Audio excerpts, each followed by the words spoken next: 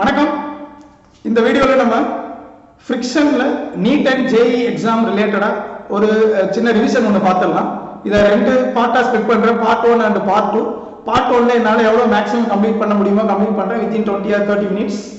அடுத்து ரிமைனிங் இதுல இருக்கிற ரிமைனிங் பார்ட் எல்லாத்தையும் பார்ட் 2 வீடியோல பார்க்கலாம். இப்போ ரிவிஷனுக்குள்ள போயிடலாம். ஃபிரிக்ஷன், இந்த ஃபிரிக்ஷன் நம்ம என்ன பண்ணலாம், ஒரு 3 டைப்ஸா ஸ்பிளிட் பண்ணலாம். ஒன்னு வெட் ஃபிரிக்ஷன், ரோலிங் ஃபிரிக்ஷன், தென் ஸ்லைடிங் ஃபிரிக்ஷன். வெட் ஃபிரிக்ஷன் அப்படிங்கிறது நார்மலா நம்ம ஃப்ளூயிட் டைனமிக்ஸ்ல படிச்சிருக்கோம். அதாவது ஒரு ஆப்ஜெக்ட்டை தூக்கி ஒரு பீக்கர் அதுக்குள்ள ஒரு லிக்விட் ஃபில் பண்ணி வச்சிருக்கீங்க, அதில் போடும்போது என்ன ஆகும், there will be a viscous force acting. So அப்ப the collision of liquid particles on the body, they will create some drag force on the object. அது மூலமா கிரியேட் ஆகிற ஃபிரிக்ஷன் நம்ம என்னன்னு சொல்லுவோம், வெட் ஃபிரிக்ஷன். தென் ரோலிங் ஃபிரிக்ஷன், ஒரு ஆப்ஜெக்ட் வந்து role ஆகிட்டு இருக்கு அப்படின்னா அதோட பாயிண்ட் ஆஃப் கான்டாக்ட் அந்த கிரவுண்ட் சர்ஃபேஸ்ல பார்க்கும்போது அதை நம்மள ஒரு மேக்னிஃபைட் இமேஜ்ல நம்ம பார்த்தோம்னா அந்த பாயிண்ட் ஆஃப் கான்டாக்ட் பாத்தீங்கன்னா ஒரு டிஃபார்மேஷன் இருக்கும். அந்த டிஃபார்மேஷனால ப்ரொடியூஸ் ஆகிற ஃபிரிக்ஷன் அது என்னன்னு சொல்லுவோம்னா rolling friction. So rolling friction is caused due to deformation of body at the point of contact. Next is sliding friction. Sliding friction அப்படிங்கிறது இப்போ ஒரு ரெண்டு ஆப்ஜெக்ட் இருக்கு, ரெண்டு object if they have a relative motion with respect to each other or if they are sliding with respect to each other, then that friction will come under sliding friction. So if this is occurring due to relative motion between the contact bodies or if they have a tendency to move itself, then they will come under that place where the friction will come, that friction is called as sliding friction. இப்போ இந்த ஃபிரிக்ஷனை நம்ம மெயினா concentrate பண்ண போறது only sliding friction மட்டும்தான். So இந்த sliding friction மூணா நம்ம வந்து என்ன பண்ணலாம், கிளாசிஃபை பண்ணலாம். static friction, limiting friction and kinetic friction. இப்போ static friction அப்படிங்கிறது this friction will act only when the object is at rest. இப்போ இந்த இடத்துல ஒரு கிரவுண்ட் எடுத்துக்கலாம், this is ground, இது மேல ஒரு ஆப்ஜெக்ட் எடுங்க, this object is having the mass m. இப்போ இதுல இருக்கிற ஃபோர்சஸ் என்னென்ன ஆக்ட் ஆகுதுன்னு பாத்தீங்கன்னா இதுல mg அப்படிங்கிற ஒரு செல்ஃப் வெயிட் ஆக்ட் ஆகும், தென் கிரவுண்ட் மேல ஒரு நார்மல் ஃபோர்ஸ் ஆக்ட் ஆகும். so that's all. This is the two force which is acting on the body if there is any external force if you are not applying. அப்ப here n is equal to நம்ம என்ன எழுதலாம், mg.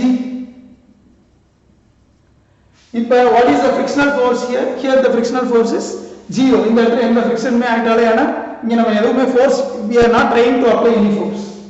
இப்போ இந்த இடத்துல நான் ஒரு force apply பண்றேன், ஹாரிசான்டலா ஒரு ஃபோர்ஸ் அப்ளை பண்றேன் F. அப்ப என்ன ஆகும்னா if you apply a force, இதான contact surface between two bodies. அப்ப இந்த எர்த் என்ன, இந்த கிரவுண்ட் என்ன பண்ணும் அப்படினு பாத்தீங்கன்னா இது it has a tendency to move in this direction, this object, due to the applied external force. So this ground will apply a frictional force in this direction, let it be small f. அப்ப due to Newton's third law, ground வந்து object மேல ஒரு frictional force apply பண்ணுச்சுனா அப்ப object ground மேல என்ன பண்ணும், ஒரு frictional force apply பண்ணும், that will be in this direction. So always the frictional force will be opposite to the tendency of motion. இந்த பக்கம் மூவ் ஆக ட்ரை பண்ணுது அப்படினா frictional force will act opposite and that too they will be in the contact surface exactly horizontal in direction. அதாவது contact surface லே tangential act ஆகும். That force we call it as what, static, generally friction.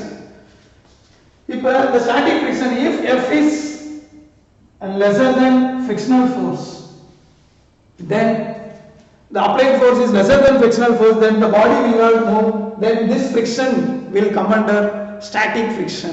So static friction will be a self-adjusting force.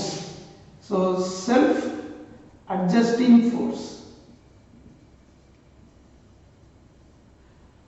இதுதான் நம்ம என்ன சொல்றோம், static frictional force. அந்த static frictionல இருக்கிற அந்த frictional force எப்பவுமே என்னன்னு சொல்றோம்னா self-adjusting force. அப்ப என்னன்னா இப்போ இந்த ஆப்ஜெக்ட் மேல if I am applying 1 Newton, இப்போ இந்த frictional force என்ன பண்ணும் அப்படினு பார்த்தோம்னா it will behave with 1 Newton, அத opposite 1 Newton. For example, இதுக்கு மேல வந்து ஒரு மேக்ஸिमமா நான் வந்து ஒரு 10 நியூட்டன் வரைக்கும் நான் அப்ளை பண்ணிட்டே போலாம். 10 நியூட்டனுக்கு அப்புறம் இந்த ஆப்ஜெக்ட் மூவ் ஆகுது, அந்த மாதிரி நீங்க எடுத்துக்கிட்டீங்க அப்படினா so from 0 to 10 whatever the applied force, then the object will not move. If you apply 0 Newton, then the frictional force also 0. If you apply 1 Newton, then the frictional force also 1 Newton. If you apply 5 Newton, then the frictional force is also 5 Newton.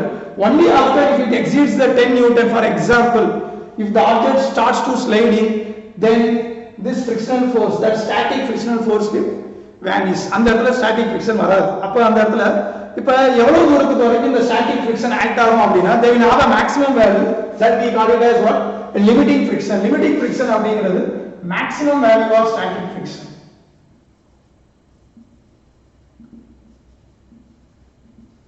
அப்ப இதுக்கான ஒரு formula இருக்கு. என்னது? maximum value of static friction, limiting friction FL ன்னு வச்சுக்கலாமா? or limiting friction Fs ன்னு கூட வச்சுக்கலாம். limiting value of static friction அப்படி கூட வச்சுக்கலாம். or maximum value Fs is equal to என்னது? mu s g. அப்ப இங்க mu s அப்படிங்கிறது என்னது? friction coefficient or static friction coefficient. sorry, mu s g கிடையாது, mu s n, normal force. This is the limiting friction or maximum value of static friction. Suppose this applied force F is equal to Fs. இப்ப இதுதான் வந்து மேக்ஸிமமா ஒரு static friction இதுல act அந்த object மேல act ஆகும். அப்ப நீங்க பண்ண அந்த applied force if it is equal to the maximum value of static friction, then the object will try to slide. அப்ப what is the minimum applied force? F minimum எவ்வளவு இருக்கணும்? minimum நம்ம mu s n இந்த force கொடுத்தோம் அப்படினா கண்டிப்பா the object will start to slide. Here n is equal to what? mg. Then F minimum we can write it as mu s mg ன்னு எழுதிக்கலாமா? This is the minimum force that should be applied for the object to move. Once the object start to move, suppose if you are giving more than F minimum, if the applied force is more than F minimum, then there no limiting friction, no static friction. அந்த இடத்துல என்ன friction வரும் அப்படினு பாத்தீங்கன்னா kinetic friction வரும். So இந்த kinetic friction it will be always a constant, and இதுக்கு நம்ம கண்டுபிடிக்கிறதுக்கு நம்ம என்ன சொல்லலாம்? Fk is equal to, இதுக்கு ஒரு ஃபார்முலா இருக்கு, that is equal to mu k n. Here mu k is called as kinetic friction coefficient. Kinetic friction coefficient. இதான் mu k n, Fk. அதாவது F applied is greater than F minimum இருக்கிறப்ப அந்த இடத்துல நம்ம என்ன friction வந்துரும்? Fk வந்துரும், that is equal to mu k n. So இந்த mu k and mu s ரெண்டையும் நம்ம அனலைஸ் பண்ணோம் அப்படினு பார்த்தோம்னா, so here Fk இத வந்து நான் Fsl ன்னு நான் வச்சுக்கிறேன், limiting friction. So here Fk will be lesser than Fsl. அப்படினா என்னன்னா kinetic friction will be always lesser than the limiting value of static friction. அப்படி இருக்கிறப்ப நம்ம என்ன சொல்லலாம்? mu k will be lesser than mu s அப்படினு சொல்லலாமா?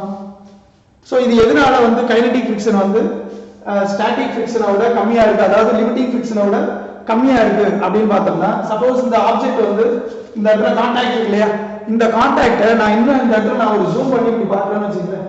இந்த இடத்துல ஒரு ஜூம் பண்ணி பார்த்தோம் அப்படினா உள்ள பாத்தீங்கன்னா இந்த மாதிரி ரஃப் சர்ஃபேஸ், இந்த மாதிரி they will have irregularities. இதான் ப்ராப்ளம். இப்ப இந்த ஆப்ஜெக்ட் அந்த bottom surface of the object அதை எடுத்து பாத்தீங்கன்னா அது வந்து இந்த மாதிரி இந்த மாதிரி ஒரு ஜூம் பண்ணி காட்டுற மாதிரி வச்சுக்கோங்க. உள்ள பாத்தீங்கன்னா எக்ஸாக்ட்டா பாத்தீங்கன்னா இந்த மாதிரி நீங்க அஸ்யூம் பண்ணீங்க. அப்ப பாத்தீங்கன்னா இந்த இடத்துல எல்லாம் ஒரு கேப் இருக்கா, இந்த கேப் எல்லாம் என்ன பண்ணிருச்சு, இந்த இடத்துல இருக்கிற இந்த ஆப்ஜெக்ட்டோட அந்த irregularities வந்து அந்த கேப்பை ஃபில் பண்ணிருச்சு. அப்ப என்ன ஆச்சு, ஒரு லாக் மாதிரி ப்ரொடியூஸ் ஆயிடுச்சா, அந்த லாக்கை ரிலீஸ் பண்ற வரைக்கும் தான் என்ன ஃபிரிக்ஷன் ஆக்ட் ஆகும், ஸ்டாட்டிக் ஃபிரிக்ஷன் ஆக்ட் ஆகும். ஒன்ஸ் இந்த லாக் வந்து நீங்க நல்ல ஃபோர்ஸ் இந்த இடத்துல அப்ளை பண்றீங்க அப்படின்னா இந்த லாக் என்ன ஆகும், ஒரு ஸ்டேஜுக்கு அப்புறம் இந்த இன்டர்லாக் வந்து ரிலீஸ் ஆகும். ரிலீஸ் ஆனதுக்கு அப்புறம் இந்த ஆப்ஜெக்ட் மூவ் ஆகும். மூவ் ஆகுறப்ப இந்த ஒவ்வொரு இடத்துல இந்த பாயிண்ட் இருக்கு இல்லையா, இந்த பாயிண்ட் இந்த வி ஷேப்ல இந்த மாதிரி நான் போட்டிருக்கேன் இல்லையா, இந்த வி வந்து எல்லா அந்த ஹாலோ ஷேப்புகளையும் போய் உட்கார முடியாது. இப்ப நீங்க ரெஸ்ட்ல இருக்கும்போது இது என்ன ஆகும், இந்த வி ஷேப் கரெக்டா அந்த கேப்ல போயிட்டு லாக் ஆகி நின்னுக்கும். அதே நீங்க மூவ் பண்ணும்போது என்ன ஆகும்னா there is minimum chance for all these irregularities to have an interlock with this ground. அப்ப மூவ் ஆயிட்டு இருக்கும்போது ஒன்னு ரெண்டு தான் இருக்கும், எல்லாமே வந்து அதுல போய் இன்டர்லாக் ஆக முடியாது. அதனால தான் always the kinetic friction will be lesser than என்னன்னு சொல்லலாம், ஸ்டாட்டிக் ஃபிரிக்ஷன். இந்த மாதிரி நீங்க அஸ்யூம் பண்ணிட்டீங்கன்னா உங்களுக்கு இன்னும் ஈஸியா இருக்கும். சோ இதை நம்ம ஒரு கிராஃபா போட்டு நம்ம டிரா பண்ணோம் அப்படின்னு பாத்தீங்கன்னா this is pulling force னு வச்சு இது வந்து pulling force னு வச்சுக்கலாம் or external force f external அப்படினு வச்சுக்கலாம். இந்த இத வந்து நம்ம என்ன வச்சுக்கலாம் frictional force. அப்ப external force 0வா இருந்ததுன்னா என்ன ஆகும்னா frictional force அப்ப இருக்குது என்னது static friction. அப்ப நீங்க self adjusting force எவ்வளவு external force கொடுக்குறீங்களோ அதுக்கு ஏத்த மாதிரியே frictional force வரும். So அதுக்கு directly proportional இருக்கிறதுனால you will get a straight line. Suppose if you are applying 1 Newton, then frictional force is also 1 Newton. If you are applying 2 Newton, then the frictional force is also 2 Newton. இதுதான் self adjusting force. So இது எது வரைக்கும் போகும் அப்படின்னு பாத்தீங்கன்னா until it reach the static friction, frictional force. So இது வந்து என்ன ஆகும் அப்படின்னா FL or FSL அந்த லிமிட்டிங் ஃபிரிக்ஷன் ரீச் ஆகிற வரைக்கும் தான் இது என்ன ஆகிட்டே போகும் அப்படின்னு பார்த்தீங்கன்னா மேலே வரைக்கும் போயிட்டே இருக்கும்.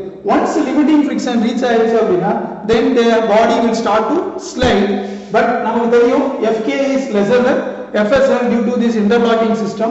அப்போ ஆட்டோமேட்டிக்கா வந்து once the object if external force is greater than the limiting force அதுக்கப்புறம் object it will start to move. அதுக்கப்புறம் வந்து ஸ்டாட்டிக் ஃபிரிக்ஷன் உள்ள வராது, கைனடிக் ஃபிரிக்ஷன் உள்ள வரும். ஆனா kinetic friction is lesser than limiting friction. அப்படி இருக்கிறப்ப there will be a decrease in the curve. அப்ப இந்த மாதிரி வந்துட்டு திரும்பி kinetic friction என்ன ஆகும், it will be a straight. அப்ப இந்த மாதிரி போகும். இது வந்து நம்ம என்ன சொல்லலாம் object in motion or object in motion. இந்த பார்ட் நம்ம என்ன சொல்லுவோம் object in motion. இந்த பார்ட் நம்ம என்ன சொல்லலாம்னா object at rest. அப்ப எப்பவுமே வந்து ஸ்டாட்டிக் ஃபிரிக்ஷன் வந்து நம்ம எவ்வளவு அப்ளைட் ஃபோர்ஸ் கொடுக்குறோமோ அதுக்கு ஏத்த மாதிரி ஃபிரிக்ஷனல் ஃபோர்ஸ் அதுல டெவலப் ஆகும். ஆனா கைனடிக் ஃபிரிக்ஷனை பொறுத்த வரைக்கும் நீங்க எவ்வளவு அப்ளைட் ஃபோர்ஸ் கொடுத்தாலும் kinetic friction will be always constant. For example ஒரு சம்ம ஒன்று பார்க்கலாம். இப்போ இந்த இடத்துல ஒரு ஆப்ஜெக்ட் ஒன்று இருக்கு. இப்போ இதுல இருக்கிற அந்த மியூ எஸ் ஓட வேல்யூ நான் என்ன கொடுக்குறேன் ஒரு 0.1 நியூட்டன் அப்படின்னு கொடுத்துக்கிட்டேன்னா இப்போ இது மேல நான் ஒரு அப்ளைட் ஃபோர்ஸ் கொடுக்குறேன். So here the frictional force will act in this direction. So F is equal to mu s n. இத நான் ஒரு 1 kg அப்படினு வச்சிட்டேன்னா இதோட நார்மல் இந்த பக்கம் இருக்கும். இது எவ்வளவு 10 Newton. So n is equal to 10 Newton. Fs is equal to 0.1 into 10. So F is equal to 1 newton. This is the frictional force. இப்ப F applied is equal to ஒரு 5 நியூட்டன் னு வச்சுக்கிறேன். 5 Newton. Then what is the acceleration of this object? இப்போ 5 Newton அப்படிங்கிறது it is greater than FSL. அதாவது maximum value of limiting friction விட இந்த 5 Newtonங்கிறது என்னவா இருக்கு அதிகமா இருக்கு. அப்ப அதிகமா இருக்கிறப்ப ஆட்டோமேட்டிக்கா they will go for a kinetic friction. அப்ப kinetic friction போறப்ப this formula you cannot apply. You cannot apply this formula to find out the acceleration. ஏன்னா இந்த லிமிட்டிங் ஃபிரிக்ஷனை விட அப்ளைட் ஃபோர்ஸ் வந்து என்னவா இருக்கு அதிகமா இருக்கு. அப்ப இந்த இடத்துல நம்ம எங்க தான் போகணும் we have to go for mu k. Suppose mu k is equal to 0.05 newton.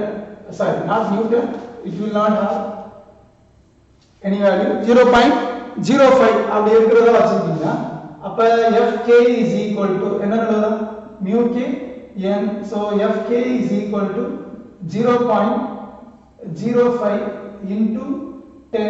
So Fk is equal to என்ன வரும் 0.5 நியூட்டன் வருமா. So 0.5 நியூட்டன் அப்படினு வந்துருச்சுனா இப்போ இந்த இடத்துல acceleration கண்டுபிடிக்கலாமா. So acceleration is equal to another net force F net by that mass. So A is equal to what is F net? F applied minus this kinetic friction by m.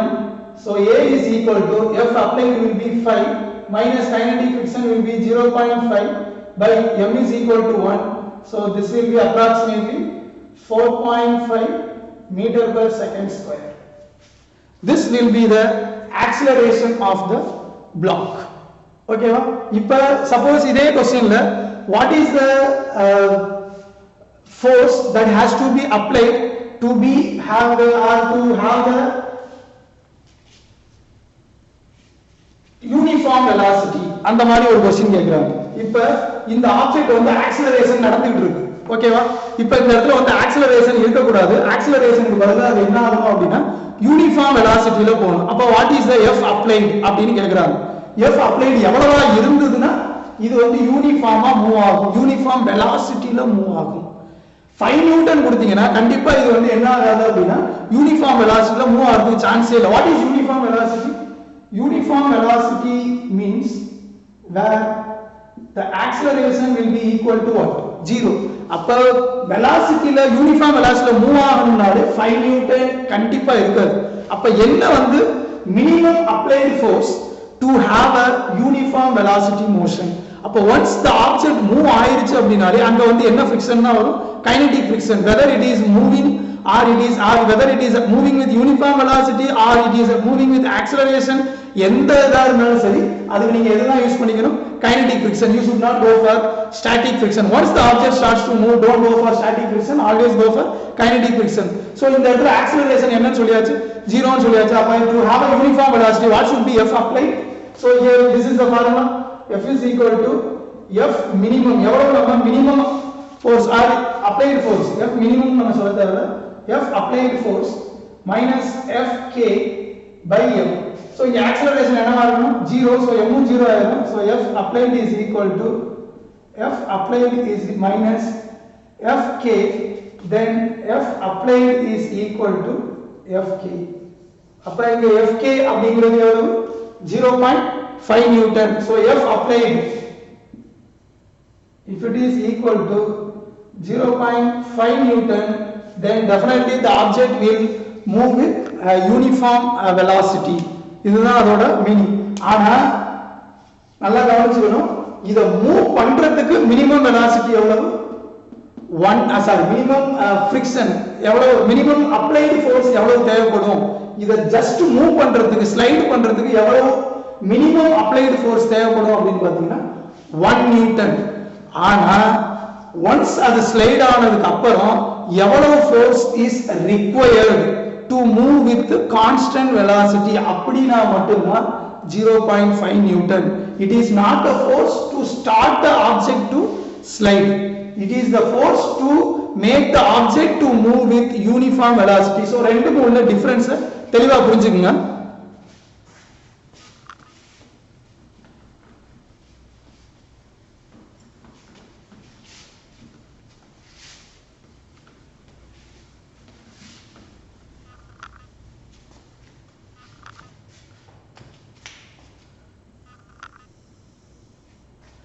இப்போ ஒரு problem பார்க்கலாம். இப்போ இங்க ஒரு வால் இருக்கு. This is the wall. இங்க ஒரு object of mass m, இது மேல ஒரு ஃபோர்ஸ் இந்த டைரக்ஷன்ல அப்ளை பண்றோம். இப்போ இதுல இருக்கிற இந்த கிரவுண்டுக்கு இந்த ஆப்ஜெக்ட்டுக்கு இடையில இருக்கிற அந்த ஃபிரிக்ஷன் கோஎஃபிஷியன்ட் நான் என்னன்னு வெச்சுக்கிறேன்? mu. ஓகேவா? இப்போ இது மேல வந்து என்னென்ன ஆக்ட் ஆகும்? There will be a weight which is acting downwards. Then if the weight acting downwards, they will have a tendency to move down. Apana definitely the ground, that is the wall, will apply a frictional force in the opposite direction. Likewise this mass will apply a frictional force in the same opposite direction, அதாவது by Newton's third law. இப்போ இது மேல ஒரு normal force இந்த டைரக்ஷன்ல act ஆகும். ஓகேவா? Here in horizontal direction it is in equilibrium, so we can say this applied force is equal to n. இப்போ இந்த இடத்துல வந்து just இது வந்து ரெஸ்ட்லயே இருக்கணும், இது வந்து கீழ ஸ்லைட் ஆக கூடாது அப்படினா what should be the applied force? minimum applied force நமக்கு எவ்வளவு இருக்கணும் அப்படிங்கறத கேக்குறாங்க அப்படினா அப்ப நம்ம என்ன சொல்லலாம்? Sorry, maximum applied force. minimum applied force or maximum எப்படி வேணா எடுத்துக்கலாம். minimum F minimum எவ்வளவுன்னு கேக்குறாங்கன்னு வெச்சுங்களேன். what should be the F minimum? மினிமமா நீங்க எவ்வளவு ஃபோர்ஸ் கொடுத்தா அந்த ஆப்ஜெக்ட் வந்து அங்கேயே ரெஸ்ட்லயே இருக்கும் அப்படின்னு பாத்தீங்கன்னா, இப்போ இதுக்கான ஃப்ரீ பாடி டயகிராம் மட்டும் வரைங்க. இது m, இது எவ்வளவு? mg. இது மேல ஆக்ட் ஆகிற ஃபிரிக்ஷனல் ஃபோர்ஸ் இந்த டைரக்ஷன்ல இருக்கு. so this is the applied force and this is the normal force. so இத வச்சு நம்ம F is equal to n ன்னு சொல்லியாச்சு. அடுத்து இங்க ஃபிரிக்ஷனல் ஃபோர்ஸ் நம்ம கண்டுபிடிக்கணும் இல்லையா? அப்ப frictional force is equal to என்னது? mu s n. so frictional force is equal to mu s, அதாவது maximum friction, இதுதான் maximum static friction. so mu என்னங்கிறது என்னது? f. so this is the maximum frictional force. so this maximum frictional force is equal to mg இருந்தது அப்படினா கண்டிப்பா இந்த object என்ன ஆகுது? just it will start to slide. அப்ப இது வரைக்கும் தான் வந்து உங்களுக்கு என்னவா இருக்கும்? மினிமம் அது கொடுக்கலாம். அப்ப fs is equal to என்ன கொடுக்கலாம்? mu s n. அதாவது இந்த fs வந்து கண்டிப்பா இந்த மினிமம் ஃபோர்ஸ் கண்டுபிடிக்கணும் அப்படினா இது கிரேட்டரா தான் இருக்கும். fs must be greater than mg. அப்பனா மட்டும்தான் இந்த ஆப்ஜெக்ட் வந்து என்னவா இருக்க முடியும்? இங்கேயே ஹோல்டா இருக்க முடியும்.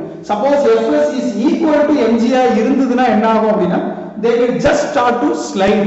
நமக்கு தேவை வந்து அது அங்கேயே ஹோல்டா இருக்கணும். ஓகேவா? அப்ப mu s n must be greater than mg. so here mu s n அப்படிங்கறத நம்ம என்ன எழுதிக்கலாம்? mu s f. so f must be greater than mg by mu. இங்க mu s ங்கறது நம்ம என்னன்னு வச்சிருக்கோம்? mu. அப்பனா what is the f minimum? f minimum is equal to mg by mu. so minimum இந்த ஃபோர்ஸ் ஆவது நம்ம வந்து apply பண்ணா மட்டும் தான் இந்த ஆப்ஜெக்ட் என்ன ஆகாது? ஸ்லைட் ஆகாது. இப்போ இதுவே வந்து ஒரு ரெண்டு பக்கம் வச்சு அதை வந்து பிரஸ் பண்றோம்னு வச்சுங்களேன். இந்த பக்கம் ஒரு சர்ஃபேஸ் இருக்கு, இங்க ஒரு சர்ஃபேஸ், இங்க ஒரு ஆப்ஜெக்ட் m, இங்க ஒரு சர்ஃபேஸ் இருக்கு. இப்போ இந்த ரெண்டு பக்கமும் வச்சு நம்ம பிரஸ் பண்றோம் அப்படினா, சோ பிரஸ் பண்றோம் அப்படினா இது ஒரு நார்மல் ஃபோர்ஸ், இந்த பக்கம் ஒரு f ங்கற ஃபோர்ஸ் கொடுக்கணும்னு வச்சுங்களேன், பிரஸ் பண்ற ஃபோர்ஸ் f. அப்ப அதே மாதிரி இந்த பக்கம் ஒரு ஃபோர்ஸ் இப்படி வருமா? that force will be equal to normal force, right? இப்போ இந்த ஆப்ஜெக்ட் கீழ வர ட்ரை பண்ணுமா? mg. அப்ப இதோட ஃபிரிக்ஷனல் ஃபோர்ஸ் fs இந்த பக்கம் ஆக்ட் ஆகும், இதோட ஃபிரிக்ஷனல் ஃபோர்ஸ் fs இந்த பக்கம் ஆக்ட் ஆகும். இது ரெண்டுக்கும் இடையில இருக்கிற அந்த ஃபிரிக்ஷன் கோஎஃபிஷியன்ட் mu ன்னு வச்சுக்கிட்டீங்க அப்படினா, இப்போ இத மட்டும் நீங்க கால்குலேட் பண்ணுங்க. fs plus fs is equal to mg. so how will you calculate this fs? fs is equal to mu into f, and this fs is equal to mu into f is equal to mg. then this double the fs must be greater than என்னவா இருக்கணும்? mg ஆ இருக்கணும். அப்படி இருந்தா மட்டும் தான் இந்த object can be stable here. இல்லனா என்ன? it will just start to slide. அப்ப mu f plus mu f இத என்ன எழுதிக்கலாம்? 2 mu f is greater than mg, then f must be greater than mg by 2 mu. அப்ப what should be the f minimum? that is mg by 2 mu. இங்க mu ங்கிறது என்னது? mu s. அதாவது இந்த ரெண்டு சைடுலயே நீங்க என்ன பண்றீங்க? உங்க கையில வச்சீங்களா, இந்த கிரவுண்ட் ஒரு வால் நீங்க வச்சீங்கன்னா உங்க கையில வச்சு இந்த கைக்கு இடையில ஒரு பிளாக் வச்சு நீங்க என்ன பண்றீங்க? அப்படியே புஷ் பண்றீங்க. so you are applying a same force from the both the hands. அப்ப நீங்க இங்க ஒரு ஃபோர்ஸ் அப்ளை பண்றீங்க, இங்க ஒரு ஃபோர்ஸ் அப்ளை பண்றீங்க. அப்ப இந்த ஆப்ஜெக்ட் வந்து ஸ்லைடே ஆகாம அங்கேயே நிக்கணும் அப்படினா what should be the minimum force you should be applied equally from both the hands அப்படினு பார்த்தோம்னா mg by 2 mu. so இப்படி தான் நம்ம கால்குலேட் பண்ணனும்.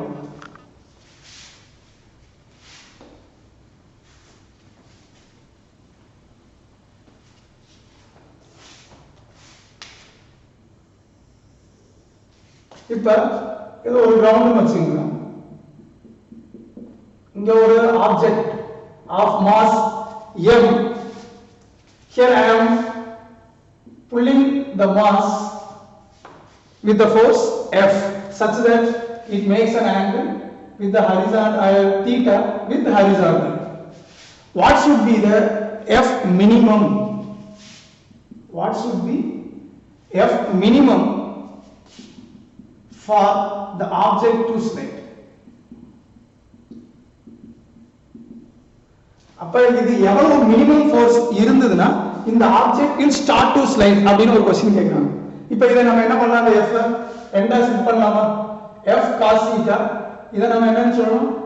f sin theta. and this m will be mg, and இது மேல ஒரு normal force இப்படி ஆக்ட் ஆகுமா?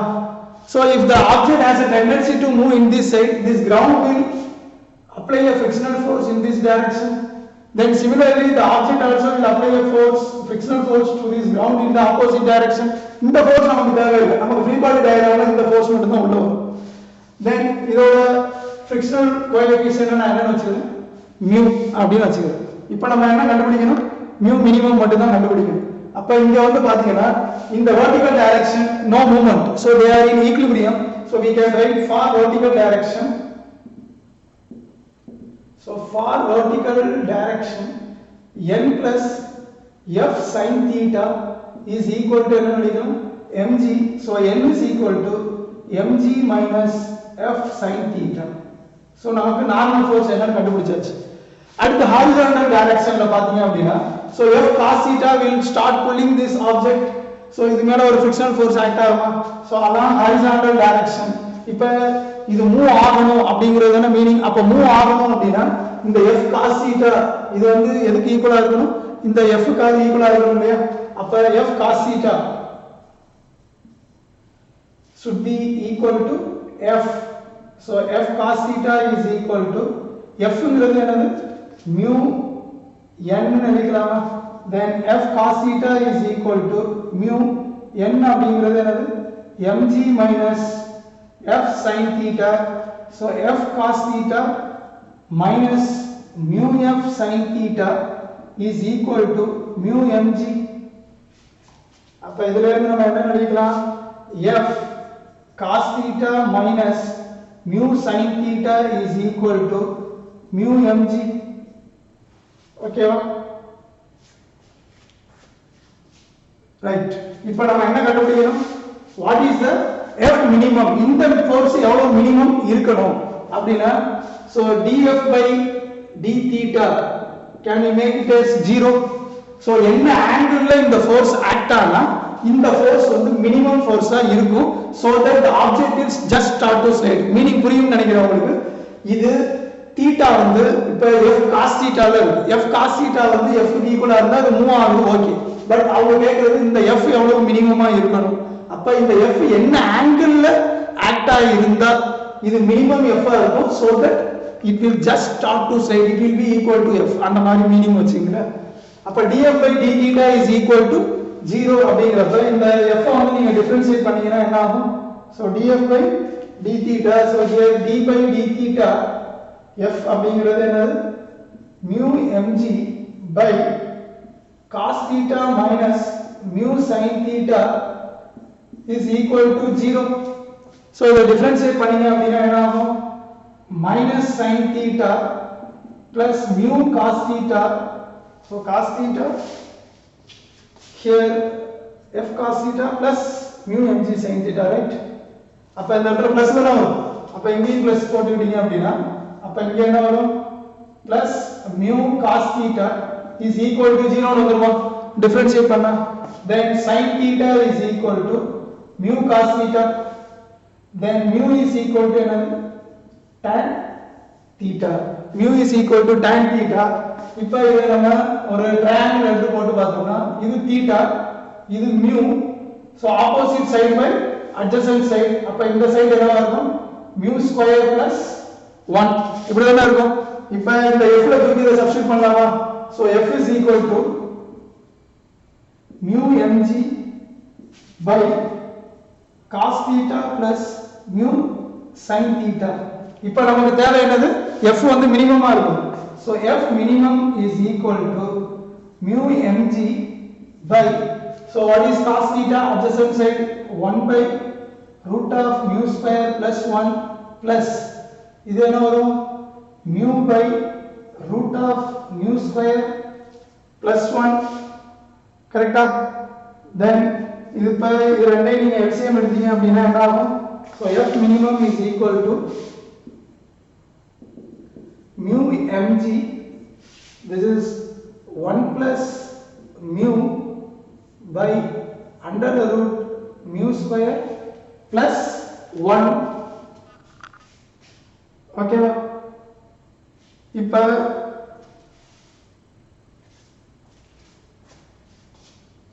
ஓகே இந்த சைடு ரப்பர் மீட்டர் நான் இந்த சைடு எழுதுறேன்